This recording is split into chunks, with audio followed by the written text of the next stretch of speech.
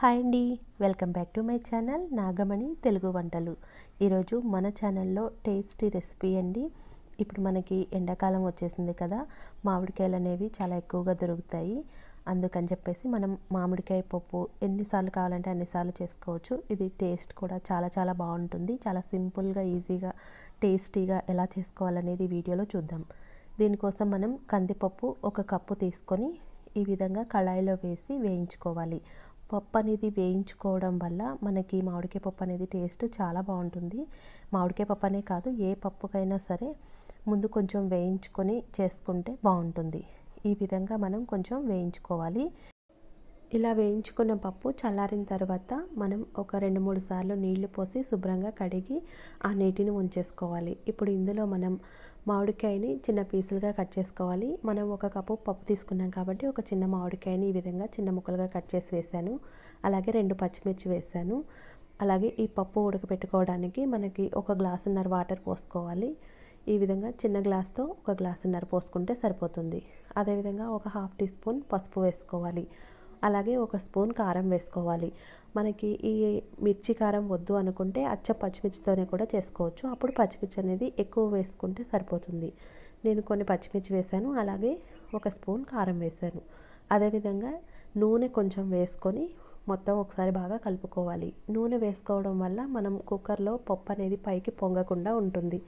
ఈ విధంగా ఇవన్నీ కలుపుకున్న తర్వాత మూత క్లోజ్ చేసుకొని ఒక 5 విజిల్స్ వచ్చే వరకు ఈ పప్పు అనేది ఉడికించుకోవాలి. మనకి 5 విజిల్స్ వస్తే మామిడికాయ పప్పు అనేది పర్ఫెక్ట్గా ఉడికిపోతుంది. చూసారు కదా, ఈ విధంగా పైకి అనేది అస్సలు పొంగు రాకుండా ఉంది ఆయిల్ వేయడం వల్ల. మనకి ఇదంతా కూడా ఎయిర్ బయటికి పోయిన తర్వాత మనం మూత తీసుకుంటే మన పప్పు అనేది పర్ఫెక్ట్గా ఉడికిపోతుంది. చూసారు కదా, పప్పు అనేది పర్ఫెక్ట్గా ఉడికింది. మనం దీన్ని మెదుపుకుంటే మొత్తం కూడా పప్పు మెత్తగా స్మాష్ చేసుకోవాలి. పప్పు గుత్తితో ఒకసారి మొత్తం బాగా కలుపుకోవాలి. ఈ విధంగా ఒకసారి పప్పు గుత్తితో మొత్తం మెదుపుకున్న తర్వాత ఇందులో మనం సాల్ట్ వేయలేదు కదా, అందుకని 1 స్పూన్ సాల్ట్ వేసుకోవాలి. మామిడికాయ పప్పులో సాల్ట్ అనేది లాస్ట్లో వేసుకుంటేనే బాగుంటుంది. ఈ విధంగా మెదుపుకొని పక్కన పెట్టుకున్న తర్వాత మనం స్టవ్ మీద ఈ తిరగమాత వేసుకోవాలి కదా పప్పుని. ఈ తాలింపు వేసుకోవడానికి ఒక ప్యాన్ పెట్టుకొని అందులో ఆయిల్ వేసుకొని అందులో ఎండుమిర్చి అలాగే పోపు గింజలు వేసుకోవాలి.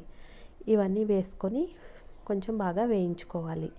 ఇవి వేసుకున్న తర్వాత ఒక 1/2 టీ స్పూన్ జీలకర్ర వేసుకోవాలి. అదేవిధంగా కరివేపాకు కూడా వేసుకోవాలి. ఈ విధంగా వీటిని ఒకసారి కలుపుకొని పచ్చి కరివేపాకు వేసి వేయించుకుంటే పప్పు టేస్ట్ అనేది చాలా బాగుంటుంది.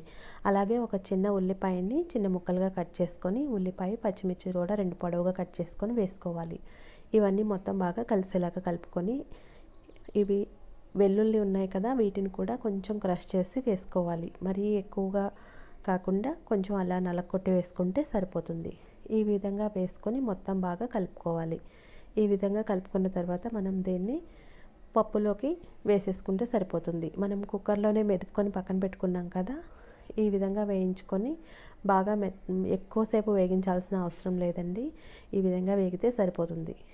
ఇప్పుడు మనం దీన్ని ఇందులో వేసుకొని మొత్తం బాగా ఒకసారి మిక్స్ చేసుకొని కావాలంటే కొంచెం వాటర్ వేసుకొని ఒక 5 మినిట్స్ 10 మినిట్స్ అలా ఉడికించుకుంటే సరిపోతుంది. చూసారు కదా, తాలింపు ఇందులో కలుపుకొని మొత్తం బాగా మనకి పర్ఫెక్ట్గా అన్నీ రెడీ అయిపోయి సరిపోయింది అనుకున్నప్పుడు మనం సర్వ్ చేసుకునే గిన్నెలోకి ట్రాన్స్ఫర్ చేసుకుంటే సరిపోతుంది. చూసారు కదా, ఈ విధంగా ఒక 5 నిమిషాలు స్టవ్ మీదే ఉంచి ఉడికించుకోవాలి. అప్పుడు మనకి ఈ ఉల్లిపాయలు అనేవి కూడా పర్ఫెక్ట్గా కలిసిపోతాయి అందులో. ఈ విధంగా మీరు కూడా ఒకసారి తప్పకుండా ట్రై చేయండి. ఈ పప్పు టేస్ట్ అనేది చాలా చాలా బాగుంటుంది. ఈ వీడియో కనుక మీకు నచ్చినట్లయితే లైక్ చేయండి, షేర్ చేయండి, సబ్స్క్రైబ్ చేయండి. Thank you for watching. మళ్ళీ మరొక చక్కటి వీడియోతో కలుద్దాం.